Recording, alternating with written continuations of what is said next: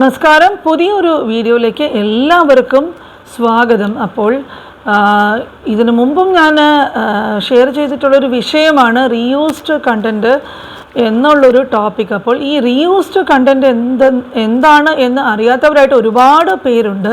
അപ്പോൾ അവർക്ക് വേണ്ടിയിട്ടുള്ളതാണ് ഈ വീഡിയോ. അപ്പോൾ പുതുതായിട്ട് ചാനൽ തുടങ്ങിയ ധാരാളം പേർക്ക് ഇതിനെക്കുറിച്ചിട്ട് വലിയ ഒരു അറിവില്ല.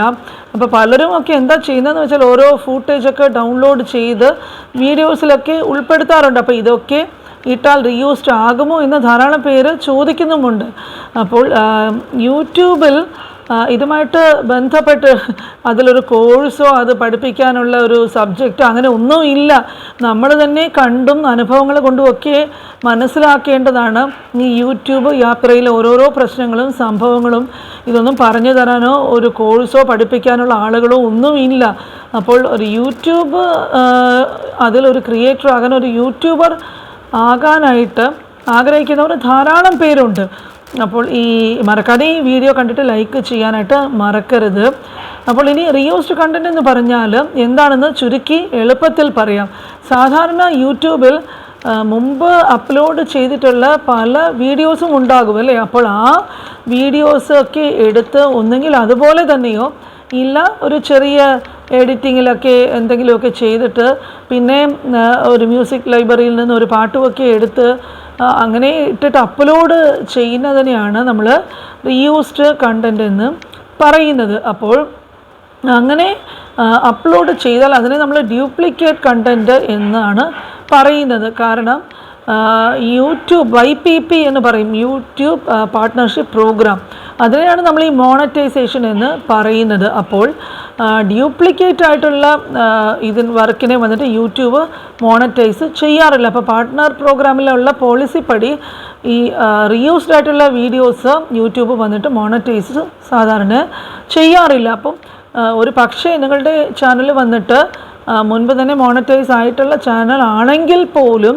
ഈ റീയൂസ്ഡ് വന്നു കഴിഞ്ഞാൽ നമ്മളുടെ മോണറ്റൈസേഷൻ കട്ടാവും. അപ്പോൾ ഒരു തവണ ഈ മോണറ്റൈസേഷൻ കട്ടായാൽ അത് തിരിച്ച് കിട്ടുക എന്ന് പറയുന്നത് വല്ലാത്തൊരു തലവേദന പിടിച്ചില്ല, ഒരു പുലിവാല് പിടിച്ച പോലത്തെ ഒരു അവസ്ഥയാണ്. അപ്പോൾ ഇങ്ങനെയൊന്ന് റീയൂസ്ഡ് വന്നിട്ട് ഈ അടിച്ചുപോയ ചാനലൊക്കെ തിരിച്ചെടുക്കുക എന്ന് പറയുന്നത് വലിയ കഷ്ടമുള്ളൊരു കാര്യം തന്നെയാണ്. അപ്പോൾ അത് റീയൂസ്ഡ് വരാതെ നോക്കുക എന്നുള്ളതാണ് നമുക്ക് ചെയ്യാൻ പറ്റുന്ന ആകെ ഒരു വഴി. അപ്പോൾ റീയൂസ്ഡ് വന്നു കഴിഞ്ഞാൽ അതിൽ യൂട്യൂബ് പാർട്ട്ണർ പ്രോഗ്രാമിൽ കയറണമെങ്കിൽ കുറേ നിബന്ധനകളും കാര്യങ്ങളൊക്കെ ഉണ്ട്. അതുപോലെ തന്നെ ഇപ്പോൾ ഒരു റീയൂസ്ഡ് കണ്ടൻറ്റ് അല്ലാതെ വരണമെങ്കിൽ അത് നമ്മൾ എങ്ങനെയാണ് ചെയ്യേണ്ടത്? സാധാരണ നമ്മളൊരു വീഡിയോസൊക്കെ വേറെ ഒരു സ്ഥലത്ത് നോക്കി എടുക്കുകയാണെങ്കിൽ അതിൽ നമ്മൾ എന്തെങ്കിലും നമ്മുടേതായിട്ടുള്ളൊരു വാല്യൂ ആഡ് ചെയ്യണം. ഇപ്പം എഡ്യൂക്കേഷൻ വീഡിയോസിനൊക്കെ ആണെങ്കിൽ അതൊന്നും ബാധകമല്ല. പക്ഷേ കുറേ ഫുട്ടേജും ഒക്കെ ഒന്ന് ഡൗൺലോഡ് ചെയ്തൊരു മ്യൂസിക്കും ഒക്കെ ഇട്ടിട്ട് എന്തെങ്കിലുമൊക്കെ അപ്ലോഡ് ചെയ്താൽ ഉറപ്പായിട്ടും അത് റീയൂസ്ഡ് കണ്ടൻറ്റ് തന്നെ ആകും. ഇപ്പോൾ നമ്മൾ അതിൽ എഡിറ്റിങ്ങിൽ നമ്മളുടെ തന്നെ എന്തെങ്കിലും ഒരു എക്സ്പ്രഷൻ കൊടുക്കുകയോ ഇല്ലെങ്കിൽ എന്തെങ്കിലും ഒരു വാല്യൂ, നമ്മളുടേതായിട്ടുള്ളൊരു കോൺട്രിബ്യൂഷൻ, ഒരു പങ്ക് എന്തെങ്കിലും ആ വീഡിയോയിൽ ഉണ്ടായിരുന്നാൽ മാത്രമേ അത് റീയൂസ്ഡിൽ പെടാതെ പോകുള്ളൂ. അപ്പോൾ ആദ്യമൊക്കെ ഇത് യൂട്യൂബ് ഒന്നും ഇത് കണ്ടതുപോലെ കാണിക്കാറില്ല. അപ്പോൾ മുമ്പ് എൻ്റെ ഒരു ചാനലിൽ എനിക്ക് റീയൂസ്ഡ് വന്നിട്ടുള്ള ഒരു അനുഭവം വെച്ചിട്ട് പറയുകയാണ്. അപ്പോൾ ആദ്യം ഒരു വർഷമൊക്കെ ഇങ്ങനെ എനിക്ക് തുടക്കത്തിലൊന്നും ഇത് അറിയില്ലായിരുന്നു. അപ്പോൾ എവിടെന്നെങ്കിലും ഒരു ഫുട്ടേജ് എടുക്കും, ഒരു പാട്ട് വിടും, ഇങ്ങനെ ഇട്ടിട്ട് പോകുമ്പോഴേക്ക് ഭയങ്കര അടിപൊളി വ്യൂസൊക്കെയാണ്, ലക്ഷക്കണക്കിന് വ്യൂസ് ഇങ്ങനെ വരുന്നത് കണ്ടപ്പോഴേക്കും എനിക്ക് ഭയങ്കര സന്തോഷമായിരുന്നു. കൊള്ളാലോ, ഇത് നല്ല പരിപാടിയാണല്ലോ എന്നും പറഞ്ഞിട്ട് കുറേ മുമ്പോട്ട് പോയി. ഏതാണ്ട് ഒരു 1.5 വർഷമൊക്കെ ആയപ്പോഴാണ് ഒരു ദിവസം രാവിലെ നോക്കിയപ്പോഴേക്കും അത് റീയൂസ്ഡിൽ അകപ്പെട്ട് പോയി എന്ന വാർത്ത. അത് മോണറ്റൈസ് ആയ ചാനലായിരുന്നു. അപ്പോൾ ആദ്യമൊക്കെ മോണറ്റൈസിൻ്റെ സ്റ്റേജ് വരെ പോയിട്ടാണ് പിന്നീട് യൂട്യൂബ് അത് കണ്ടുപിടിച്ചിട്ട് റീയൂസ്ഡ് ചെയ്തത്. അപ്പോൾ ആ ഒരു അനുഭവത്തിൻ്റെ അടിസ്ഥാനത്തിലാണ് പറയുന്നത്. ഒരു വീഡിയോ അപ്ലോഡ് ചെയ്യുന്നതിന് മുമ്പ് അത് നല്ലവണ്ണം അതിൻ്റെ ക്രിയേഷനൊക്കെ നിങ്ങൾ സ്വന്തമായിട്ടൊക്കെ ചെയ്യാനായിട്ട് ശ്രമിക്കുക. ഇപ്പോൾ ധാരാളം പേര്, നിങ്ങൾക്ക് തന്നെ അസാമാന്യമായിട്ടുള്ള കഴിവുകൾ പലർക്കുമുണ്ട്. ഞാൻ തന്നെ ഒരുപാട് ഈ കുക്കിംഗ് ചാനലുകളും പല ട്രാവൽ വ്ളോഗ്സും അതുപോലെയുള്ള ഫാഷൻ്റെയും ബ്യൂട്ടി ടിപ്സും പിന്നെ അല്ലാത്ത ഈ വീട്ടിലത്തെ കുറേ ടിപ്സും ഇങ്ങനത്തെയൊക്കെ ഷെയർ ചെയ്യുന്ന ഒരുപാട് നല്ല നല്ല ക്രിയേറ്റേഴ്സ് നമ്മളുടെ ഇടയ്ക്കുണ്ട്. അപ്പോൾ അവർക്കൊക്കെ നല്ല കഴിവൊക്കെ ഉണ്ട്. ഒരു വീഡിയോ ഒക്കെ അവർ എഡിറ്റ് ചെയ്യുന്നതും അവർ ഈ എളുപ്പ വഴിയിലൊക്കെ പെട്ടെന്ന് ചെയ്യാൻ പറ്റുന്ന ടിപ്സൊക്കെ തരുന്നതൊക്കെ കണ്ടു കഴിഞ്ഞാൽ നന്നായിട്ടുള്ള കണ്ടൻറ്റ് തന്നെയാണ് അവർ ചെയ്യുന്നത്. അപ്പോൾ അതൊക്കെ വിട്ടിട്ട് വേറെ രീതിയിൽ പോയിട്ടൊക്കെ എടുത്തിട്ട് കഴിയുന്നതും അങ്ങനെ ചെയ്യാതിരിക്കാനായിട്ട് ശ്രദ്ധിക്കുക. കാരണം ഈ പറഞ്ഞ പോലെ റീയൂസ് എന്ന് പറയുന്നത് വല്ലാത്ത പ്രശ്നമാണ്. അതിൽ പ്രശ്നത്തിൽപ്പെട്ട വീഡിയോസൊക്കെ അങ്ങനെ റീയൂസ്ഡ് വന്നു കഴിഞ്ഞാൽ അതൊക്കെ നമ്മൾ ഡിലീറ്റ് ചെയ്യേണ്ടി വരും. ഡിലീറ്റ് ചെയ്താൽ എന്താ പറ്റുന്നത്, അതിൽ നിന്ന് സബ്സ്ക്രൈബേഴ്സ് കിട്ടിയത് നഷ്ടപ്പെടില്ല, പക്ഷേ അതിൽ നിന്നും കിട്ടുന്ന വാച്ച് അവേഴ്സും പിന്നെ എന്തെങ്കിലും റവന്യൂ ഒക്കെ കിട്ടിയിട്ടുണ്ടെങ്കിൽ അത് മൊത്തം പോയി കിട്ടും ഒറ്റയടിക്ക്.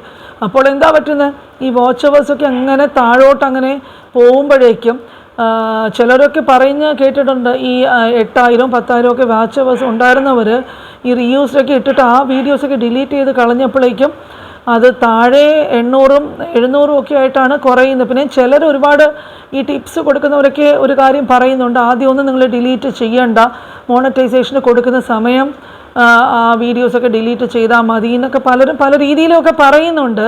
പക്ഷേ എന്ത് തന്നെയാണ് ആയാലും അനുഭവിക്കുന്നത് നമ്മൾ തന്നെയാണെന്നുള്ളത് ഒരു യാഥാർത്ഥ്യമാണല്ലേ. അപ്പോൾ നല്ലൊരു യൂട്യൂബറായിട്ട് നിങ്ങൾക്കതൊരു പാഷനേറ്റായിട്ട് മുമ്പോട്ട് കൊണ്ടുപോകണമെന്നുണ്ടെങ്കിൽ ഈ പറഞ്ഞ കാര്യങ്ങളൊക്കെ ശ്രദ്ധിച്ചിട്ട് മുമ്പോട്ട് പോകാനായിട്ട് ശ്രമിക്കുക. കാരണം ഇതിനെപ്പറ്റി അറിയാതെ ഒരുപാട് പേര് ഇപ്പോഴും അതേ മിസ്റ്റേക്ക് പലരുടെയും ചാനലുകളിൽ റിപ്പീറ്റ് ചെയ്യുന്നതായിട്ട് ഞാൻ ശ്രദ്ധിച്ചത് കൊണ്ടാണ് ഞാൻ ഇതിന്ന് ഇവിടെ പറയണമെന്ന് എനിക്ക് തോന്നിയത്. അപ്പോൾ ഇനിയും ഇതുപോലെ യൂസ്ഫുൾ ആയിട്ടുള്ള വീഡിയോസുമായിട്ട് വരാം. അപ്പോൾ കഴിഞ്ഞ വീഡിയോയിൽ ധാരാളം പേര് കമൻസിൽ എന്നോട് പറഞ്ഞിരുന്നു മറന്നു പോയിട്ടില്ല, മറക്കാൻ പറ്റില്ല, റെഗുലറായിട്ട് വാച്ച് ചെയ്യാറുണ്ട്. അതൊക്കെ കേട്ടപ്പോഴേക്കും എനിക്ക് എൻ്റെ അനിയത്തിമാരും സഹോദരങ്ങളും ഒക്കെ ഇങ്ങനെ പറയുന്നത് കേട്ടപ്പോഴേക്കും എനിക്ക് ഭയങ്കരമായിട്ട് മനസ്സിന് സന്തോഷം തോന്നി. കാരണം ഇത്രയും കാലമായിട്ടും ഞാനിപ്പം മുമ്പൊക്കെ ഡെയിലി രാവിലെ 9 മണിക്ക് എന്നും എൻ്റെ വീഡിയോസ് വരാറുണ്ടായിരുന്നു. ഇപ്പോൾ ഒരുപാട് വർക്ക് പ്രഷറും കാര്യങ്ങളും പിന്നെ പേഴ്സണൽ കാര്യങ്ങളും ഒക്കെ കാരണം എനിക്കിപ്പോൾ ഡെയിലി അപ്ലോഡ് ചെയ്യാൻ സാധിക്കുന്നില്ല. എന്നിരുന്നാലും എനിക്കെപ്പോൾ സമയം കിട്ടുന്നുണ്ടോ ഞാൻ മറക്കാതെ നിങ്ങളുടെ അടുക്കൽ വരാനായിട്ട് ശ്രമിക്കാറുണ്ട്. അപ്പം പലരും ഒരുപാട് ചാനലുകൾ ഈ കാലഘട്ടത്തിനിടയ്ക്ക് വളരെയധികം ഗ്രോ ചെയ്തൊക്കെ കണ്ടത് വളരെ സന്തോഷം. അപ്പോൾ ഒരുപാട് സബ് കൂടിയവരുണ്ട്, വ്യൂസൊക്കെ ഇപ്പോൾ ധാരാളം കിട്ടുന്നവരുണ്ട്. മുമ്പൊക്കെ വ്യൂസ് കുറവായിരുന്നു എന്നൊക്കെ പറഞ്ഞവർക്കൊക്കെ പലർക്കും ഇപ്പോൾ ധാരാളം വ്യൂസൊക്കെ കിട്ടി കാണുന്നുണ്ട്. പിന്നെ അവരുടെ കണ്ടൻറ്റിൻ്റെ ക്രിയേഷൻ നല്ല ക്വാളിറ്റി, അവരുടെ ഓഡിയോ ഒക്കെ നല്ല ക്ലിയർ ആയിട്ട് എഡിറ്റിംഗ് ഒക്കെ അടിപൊളിയായിട്ടുമൊക്കെ ചെയ്യാനും ഒക്കെ പലരും പഠിച്ചു പോയി. അപ്പോൾ ഇത്രയേ ഉള്ളൂ. ആരംഭത്തിൽ കുറച്ച് നമ്മളെപ്പോഴും ഈ 1ാം ക്ലാസ്സിൽ പഠിച്ചിട്ട് പിന്നെ 10ാം ക്ലാസ്സിൽ പോകുമ്പോഴേക്കുള്ള നോളജ് വർദ്ധിക്കുന്ന പോലെയാണ് യൂട്യൂബ് എന്ന സ്കൂളിൻ്റെ കാര്യവും. നമ്മൾ ഇങ്ങനെ എക്സ്പീരിയൻസ് വഴി പരിചയിച്ചിട്ട് നല്ല ഒരു ക്രിയേറ്ററായിട്ട് എത്തുന്നത് വരെ ക്ഷമയോടെ കാത്തിരിക്കുക. അപ്പോൾ അടുത്ത വീഡിയോയുമായിട്ട് വരുന്നവരെ എല്ലാവർക്കും ബൈ.